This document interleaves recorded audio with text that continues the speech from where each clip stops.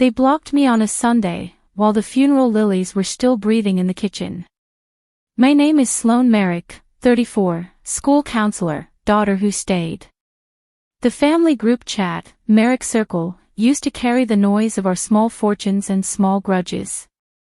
Photos of casseroles, prayer hands, a dozen, "How are you, hon?" messages that always felt like a roll call. I was washing the last of the funeral mugs when my phone chimed, and then dimmed. You are no longer a participant of this group. An exit without a door. The house was quiet. My grandmother's cardigan still hung over the chair, smelling like cedar and soap. She died on a Friday in late April, the kind of day when the light sits low and tender. For her last year, I lived here with her on the north side of town, near the train tracks and the crabgrass that always came back. I kept her prescriptions in a row, labeled the drawers, bought a second-hand lift chair when her knees refused the stairs. My brother, Patrick, came by once a month with takeout and financial advice he never wrote down. My sister, Liv, came with expensive candles and a camera ready for good angles. They told me I was noble. They told me I was lucky to have the time. After the funeral, they spoke in clumps on the lawn, shoes sinking into the soft grass. I was inside heating a tray of lasagna from the neighbor when Liv brushed past me, phone under her thumb, eyes glossy. We're going to streamline decisions, make things easy, she said. Just logistics. The word clinked like a coin. Now the group was gone. I tried to open it out of habit, and the screen was a blank window. I set the phone down and listened to the house breathe, the faint hum of the old refrigerator, the drip in the sink I never got around to fixing. I swallowed, felt the bruise of it, and kept moving. Dishes away. Cards stacked.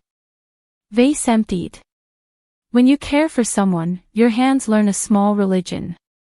Finish. Wipe. Put back. On the dining table lay the guest book with the gold ribbon, slightly askew. I straightened it and saw something else, a corner of cream paper, thick and deliberate, tucked beneath the felt placemat. It had my name, written in my grandmother's square handwriting, the way she used to label pie plates for church sales.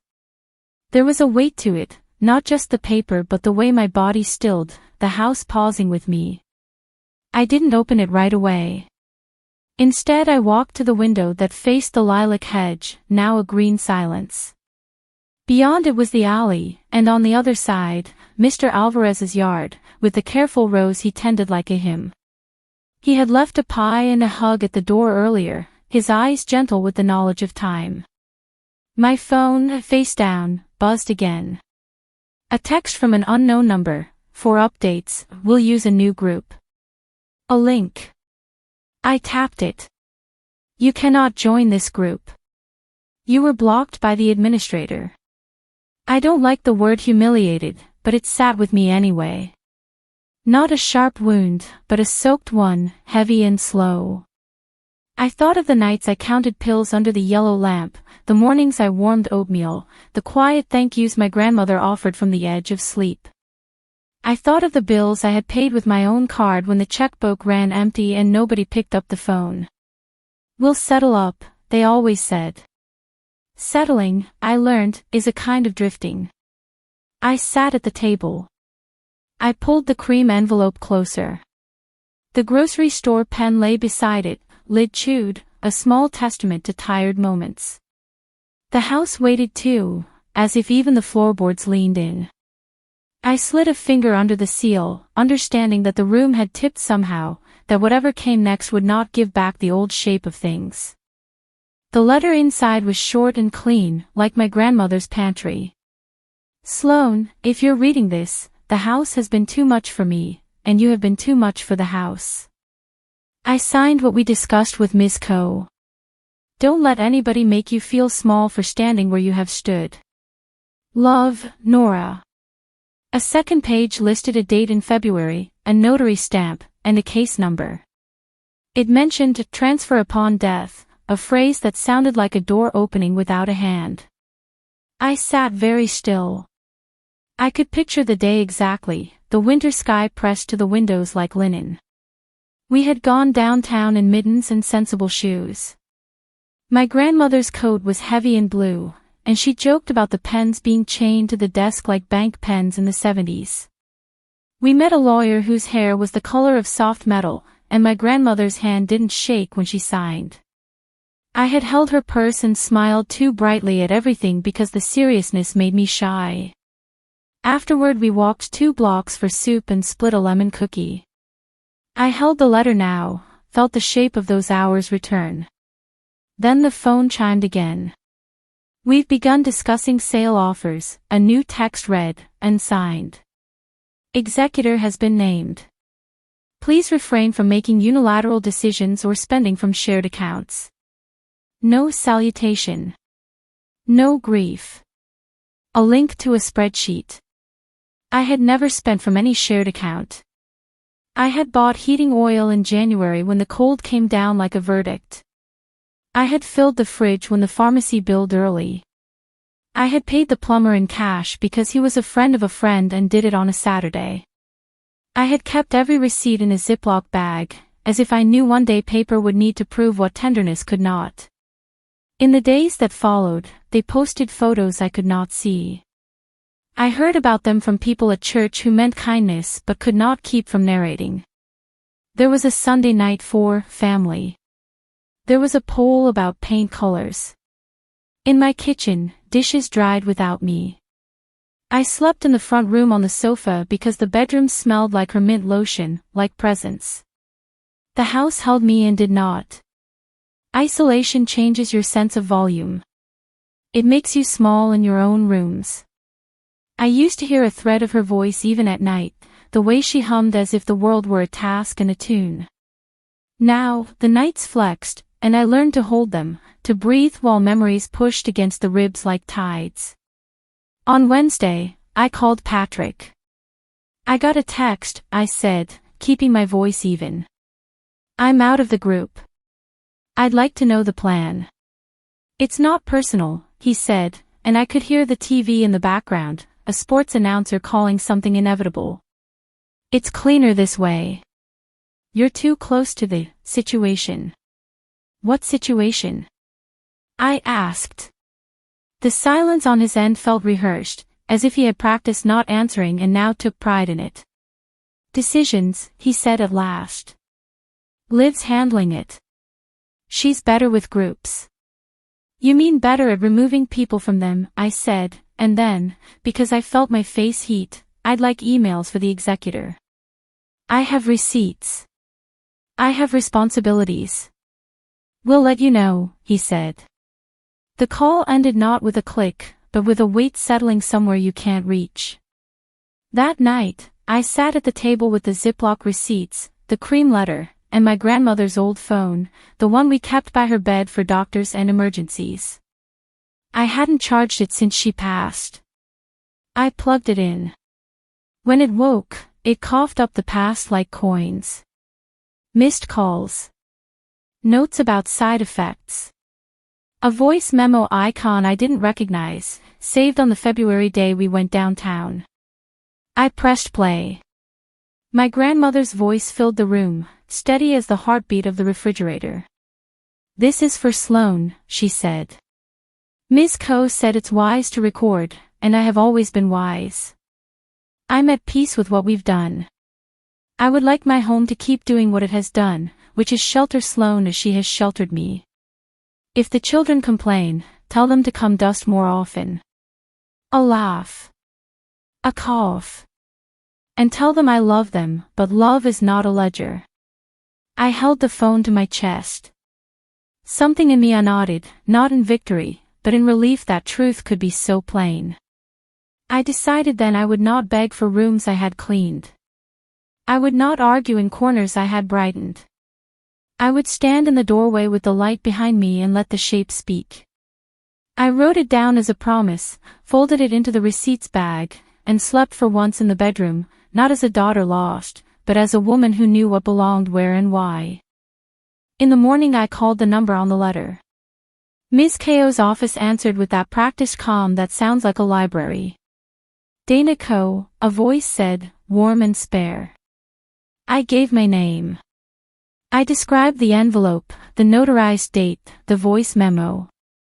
There was a quiet I have come to trust more than words.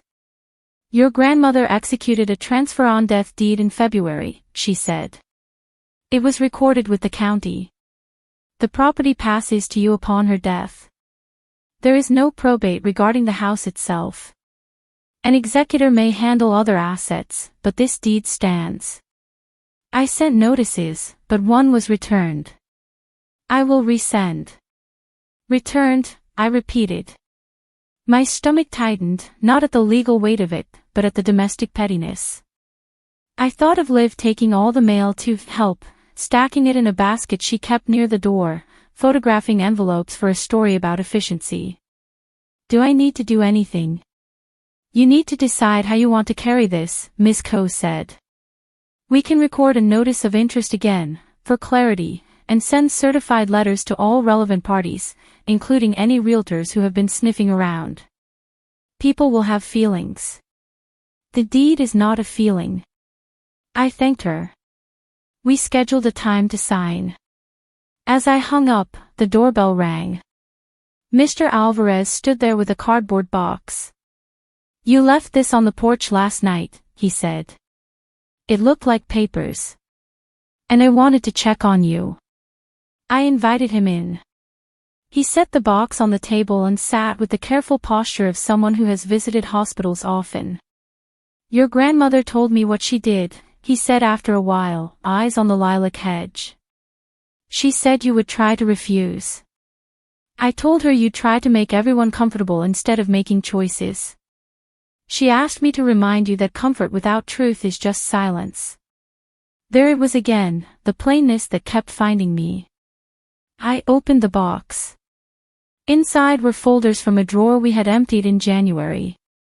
I had kept them on the porch while mopping. I lifted a manila folder marked Utilities, then another marked Repairs. Receipts, checks, bank statements, all dated and neat. Some were mine, from my account, which felt both obvious and oddly radical, like writing your name on a tree you planted. We spent the afternoon sorting, the way you harvest after a storm, not neatly, but with gratitude for anything standing. When we finished, the table was a map. I took photos of everything.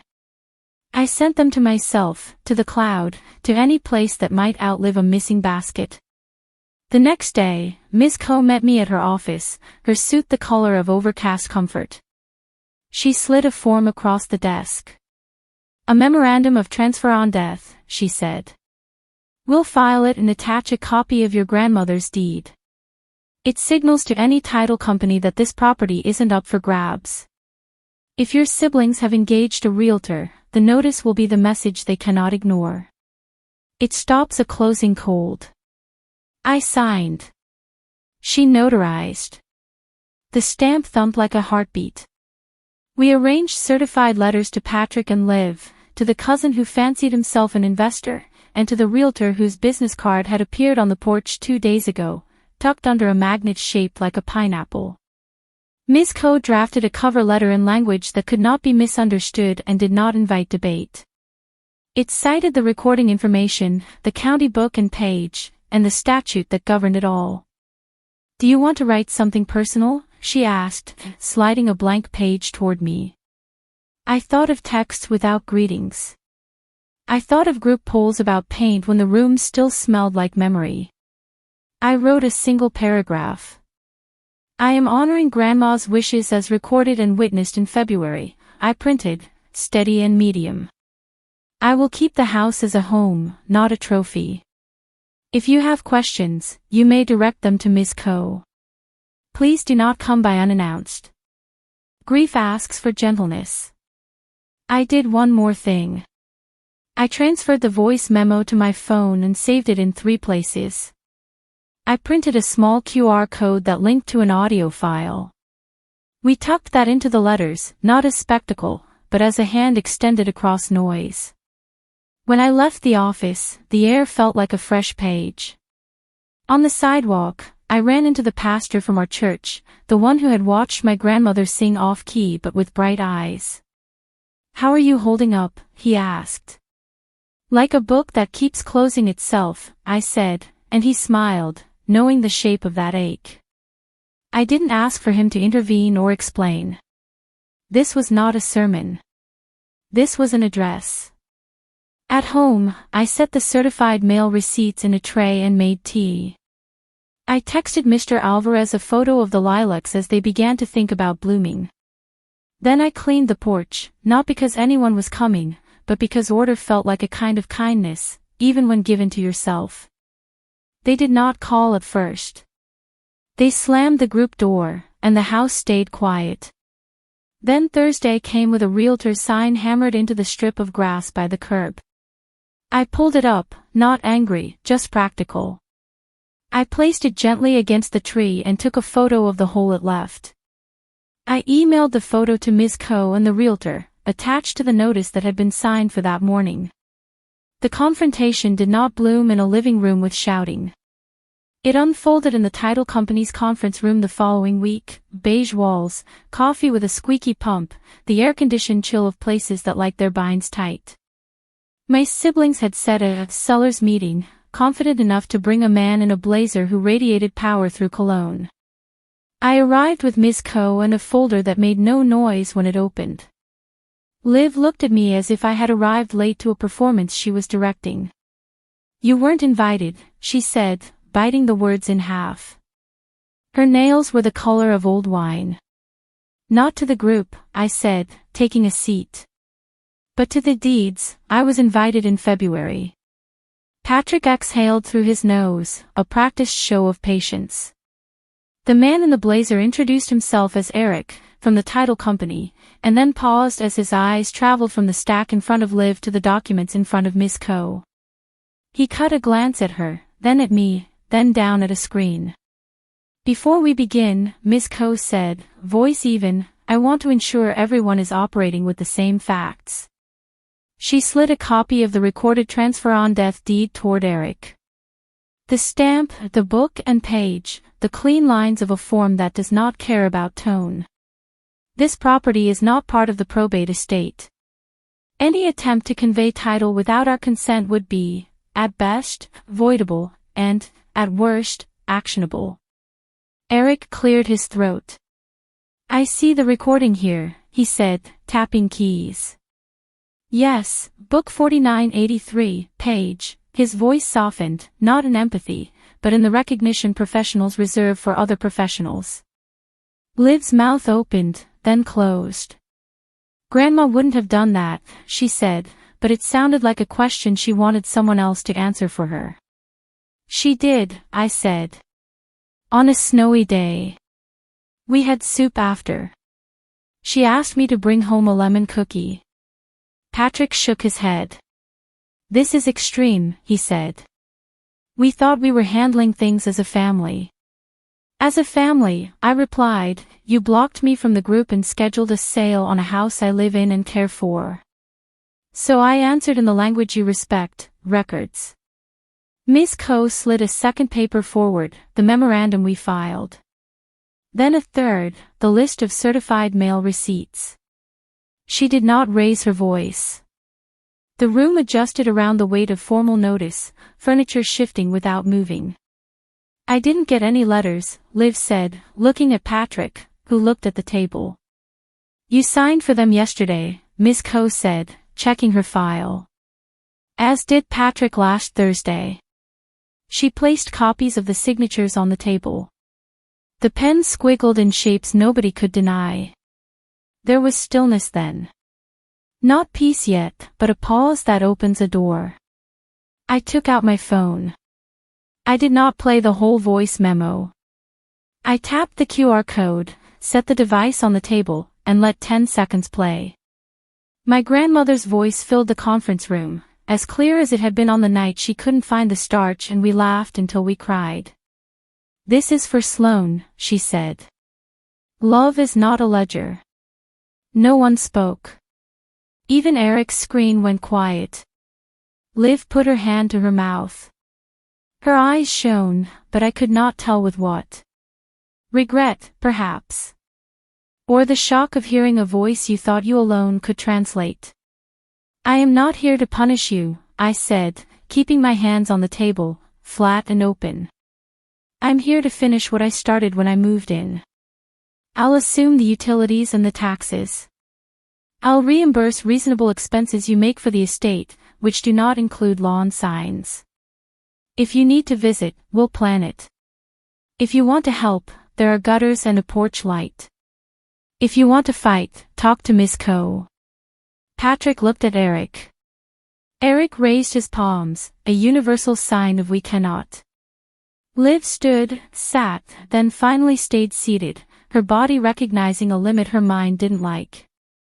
You could have talked to us, she said softly, and the sentence fell between us, not untrue, not complete. I tried, I said. You blocked the door. I used the front one. No one argued with that. Papers shuffled. Someone refilled their coffee to have a task. The meeting ended without signatures, which felt like an honest ending. We walked out into noon, the light sharp and ordinary. I felt the strange, steadying weight of not needing to convince anyone of what a stamp already knew. At home, I replaced the realtor sign against the tree. The wind moved through the lilacs, almost a voice. I stood on the porch and listened to it until it was just wind again. The weeks unfurled, neither triumph nor catastrophe, just the days people live when the noise stops. My siblings did not apologize, not in a clean sentence. They did smaller things that meant something else. Patrick sent a digital transfer equal to the January oil bill, labeled for winter. Liv forwarded a photo of Grandma's casserole card, no caption, only the image of flour smudges that looked like fingerprints and the word paprika underlined twice. I said thank you. I did not invite a new group. The house shifted from grief to living. I scrubbed baseboards with music playing, the good kind, soft and present. I took down the heavy curtains and washed the windows until morning slid in like water. Mr. Alvarez helped me fix the porch light, and we laughed when the first moth flew straight to it, a small citizen returning to civic life. When the lilacs bloomed, I cut some and put them in the kitchen, a humble crown. I took a second job on Saturdays, work I could do with my hands, tutoring at the library where kids needed extra eyes on their essays. The money went to a small fund labeled Roof because that is how roofs survive, someone naming them and setting aside what isn't much until it is. I set my grandmother's chair near the east window and sat there early, tea in my lap, the house waking like a cat, stretching into its corners. One Sunday, I found the group link still sitting in an old thread I had not deleted. I tapped it and watched the familiar message appear. You cannot join this group. It did not sting. It felt like a museum label under glass, something that had been important once and now served only as context for a lesson I had finished. Instead, I sent a different message, the kind that travels without graphics or reactions. I mailed Ms. Coe a check with a note that said, "Thank you for the exactness." I texted Mr. Alvarez a photo of his tomatoes, still green, triumph sleeping. I wrote a letter to the pastor with a list of items for the church pantry in my grandmother's neat categories, beans, rice, soap, and bought one extra of each when I went to the store. I did hear from Liv again, in the way families manage when language is missing a hinge. She stopped by with a box of sweaters that smelled like cedar and the past. We stood on the porch like two women waiting for rain. I found these in the storage unit, she said, setting the box down. I think they were meant to be here. She looked past me into the house. It looks like her. And like you. Thank you, I said. We talked about small things that held big ones, the coral shawl, the chipped mixing bowl, the way the floor creaks near the hallway as if remembering every late-night cup of tea we ever made. She left with her face a little softer than before, which is sometimes how peace comes, in edits, not declarations. On a Saturday in June, I opened the windows and baked the casserole from the card with the underlined paprika. I carried a portion to Mr. Alvarez and another to the neighbor whose lawn mower always seemed to break at the worst times. Sitting at the table with my plate, I played 10 seconds of the voice memo and stopped, the sound now a blessing and not a claim. I learned that quiet revenge, if that is what you call it, is just the decision to keep shaping your life with your hands steady, your tools sharp, your eyes clear. It is not a spectacle. It is the refusal to be moved from the work that is yours, even when others prefer a different story. It is, sometimes, the simple fact of a recorded deed and a woman who will show up to read it. Morning finds the house and lays a small gold on the walls. I open the door to let the light run its path. My grandmother's chair holds the sun for a while, then gives it back to the floorboards. I water the plants on the sill, pay the gas bill, answer 2 student emails, and fold the dish towel along its old line. The house is not perfect. Neither am I. But each thing knows its place, and I have learned mine without asking permission. If you're listening to this and you know that silence they gave you, use the front door. Bring your papers. Bring your gentleness too. Plant something, even if it's just a plan. When the wind moves through the lilacs, let it be wind. When the time comes to speak, speak in stamps and sentences. If this story touched you, share your thoughts below. And subscribe for more stories of quiet revenge.